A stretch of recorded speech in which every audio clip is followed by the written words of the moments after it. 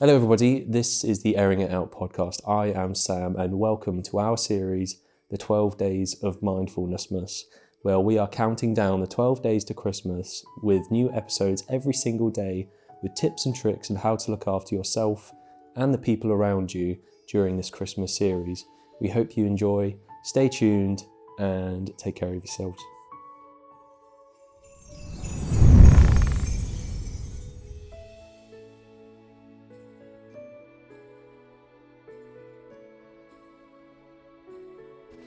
So picture this. You might be about to sit down for a big Christmas dinner. You might be sitting down with judgmental family members or spending the day with judgmental family members who, quite frankly, you've enjoyed not seeing for an entire year. You might be out in town, the hustle and bustle of Christmas Eve, not having got everybody presents. It might get to Christmas Eve and you might feel bad because you don't think you've got everybody enough presents. You might be the one who's cooking that big Christmas Day meal. You might be the one who's anxious around children and they're absolutely tear-assing it around your house, terrorising you and your peace and quiet. Whatever it is, Christmas is stressful. It can be a source of anxiety and worry, and it can be easy to get overwhelmed. So what we're doing today on our 12 Days of Mindfulness-mas is talking about ways in which we can stay grounded in these stressful seasonal situations. So thank you for tuning in, and without further ado, let's get into those tips.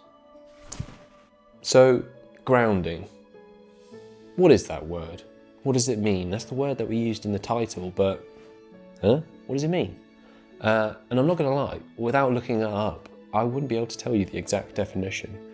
But the way that I like to interpret it is, it's very easy to get caught up in things and to get blown away and find ourselves up in the air, caught up in all whatever wind and bluster is going on.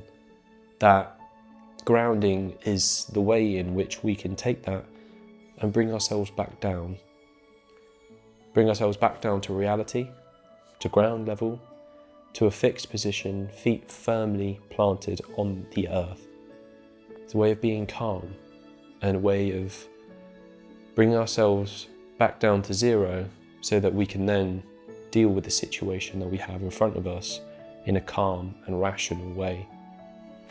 So step number one is going to be take a step back. Whether you're the one who's cooking dinner, you've got 6 people around you all asking you different things. It might be, instead of trying to catch up with everything do, you take a second, take a breath, take a step back. Okay, pause. Let me gather my bearings. Let me see where I'm at, see what I'm doing, and then think about moving forward. And if that doesn't work, if you're not able to take that step back within inside yourself, take that deep breath and go, okay, then perhaps take yourself away. Go find somewhere where you can be quiet, somewhere where you can have a peaceful moment to bring yourself down, get away from the clamour and the chaos, and find that little bit of quiet where you can then begin to ground yourself. Step number 2, this is essential for grounding, and that is breathing techniques. And breathing techniques is what is going to help us circulate that oxygen through our body. That is what's going to reduce our heart rate. That is what's going to bring that stress from a high, dangerous level of, oh my God, what's going on, to a, okay, what can we do about it? The most effective way of breathing, it applies to exercise as well, I don't know why that's relevant. In through the nose, out through the mouth. Breathing in through your nose is a more effective way of getting oxygen into your system. And when we breathe in, we ideally want to breathe with our diaphragm, with the lower part of our stomach, instead of expanding our lungs outward, which can then put stress and strain on our internal organs where it's pressing up against our rib cage. We want to breathe through our belly, inflate that diaphragm and breathe almost downwards. So breathe in deeply through our nose, hold it there with that diaphragm inflated and expanded, not inflated. Keep it there for a second, allow everything to be absorbed. You'll begin to feel your heart rate, and once you start to feel that heart rate, if you continue this way of breathing, you'll steadily see it start to reduce as you get calmer, as you bring yourself down and down and down. So we're going to hold that breath. And the most effective way of getting calmer is to try and exhale that breath slower than the inhale. So you might inhale for 5 seconds, nice and deep, filling up those lungs and expanding that diaphragm. Hold it there. Now try breathe out for 7 or 8 seconds. Now that's a neurological way which can calm you down rather more effectively than if you breathe out at the same rate or for shorter breaths. So instead of going, if you take your time and let that exhale out slowly, that'll be more effective. So essentially, breathing the oxygen in, holding it, is the process by how you do your grounding and how you calm yourself down. But the slower and the steadier that you're able to do that, the more effective it will be, bringing that heart rate down, bringing that stress down, and bringing that heat down and getting that oxygen in. So that's number 2 on how to ground ourselves. Step number 3 is going to be process what's going on. So now that we've taken a second, or we've taken ourselves to somewhere quiet where we can gather our thoughts, we've done our breathing techniques, we've brought ourselves back down to zero, back down to the ground.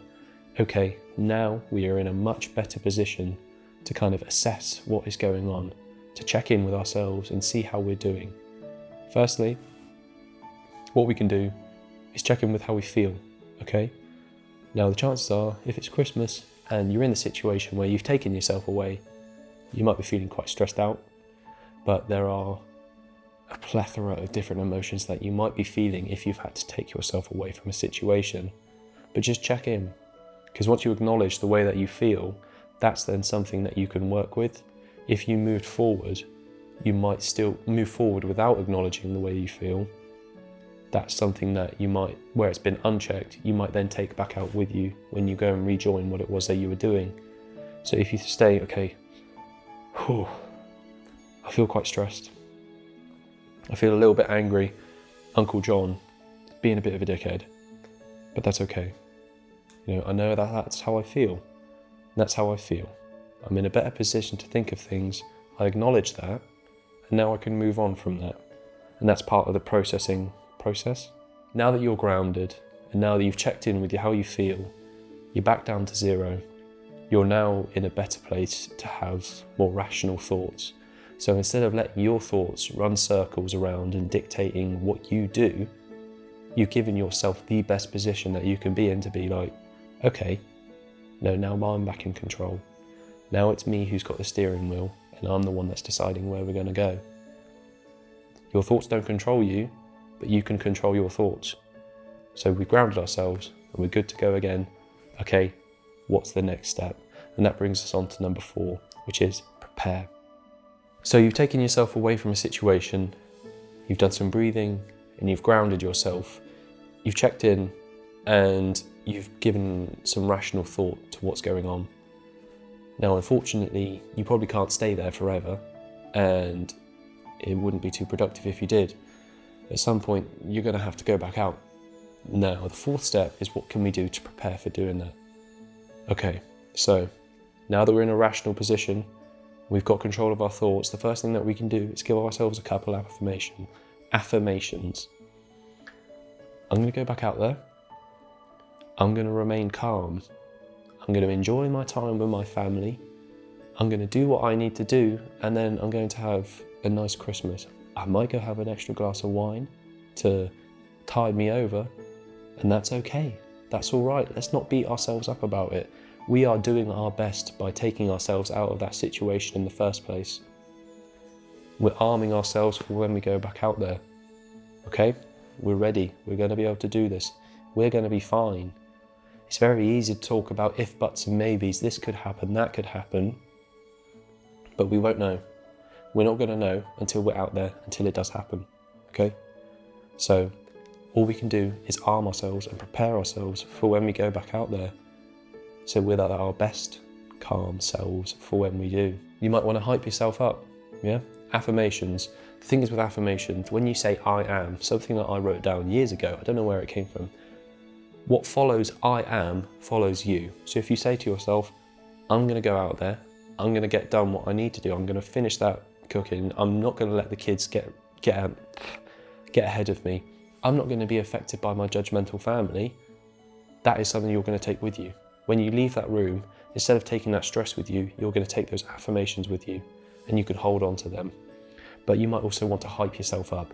You might want to psych yourself up. Okay, yeah. All right, no. We're grounded now, but now we're going to revamp ourselves in the right way, in our way. We're not going to let the external situation affect us to where we can't control ourselves. We are going to use our internal selves to wind up that motor and get ready for whatever the fuck's waiting out there for us.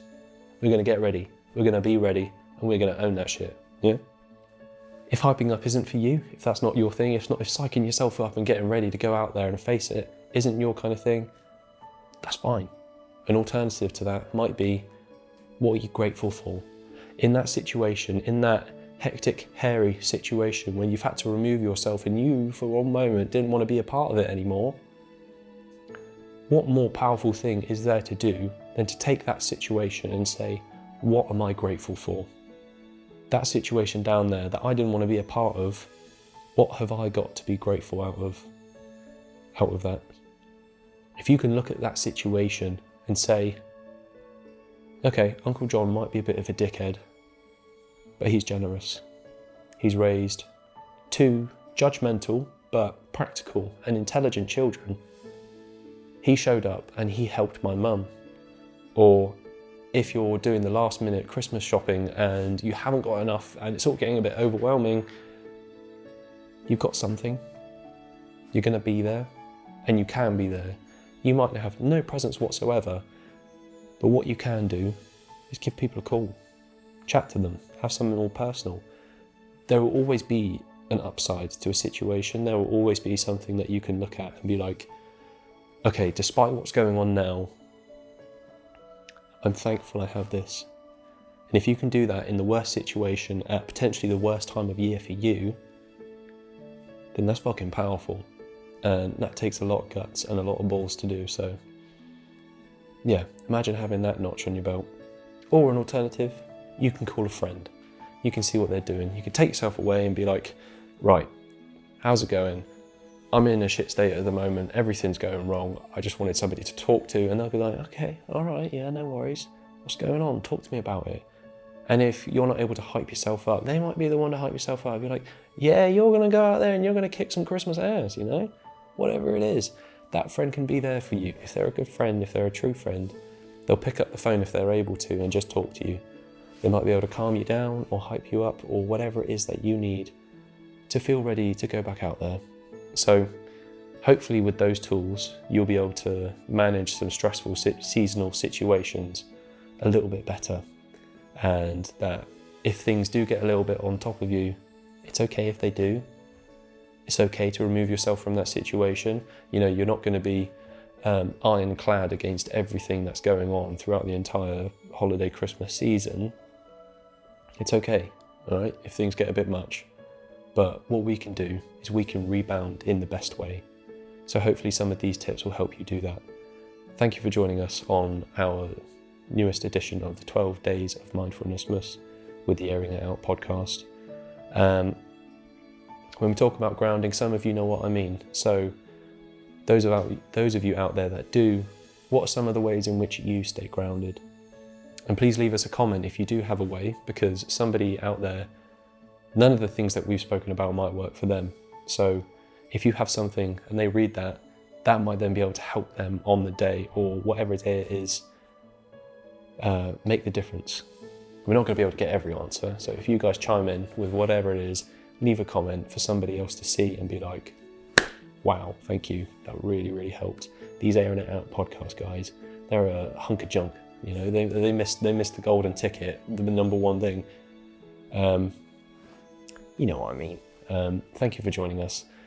Tune in tomorrow for another edition of the 12 Days of Mindfulness-mas. Merry Christmas, and we'll see you next time.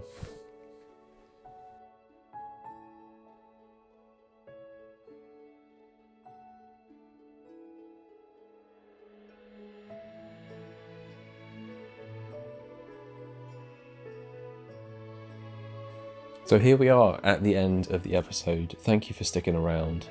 Hopefully it means that you didn't get too bored if you lasted this long, so we appreciate you staying. Just a reminder, if you did want to stay in touch with what it is that we're doing, you can follow us on our socials and wherever it is that you're hearing this podcast, whether it be YouTube or Spotify.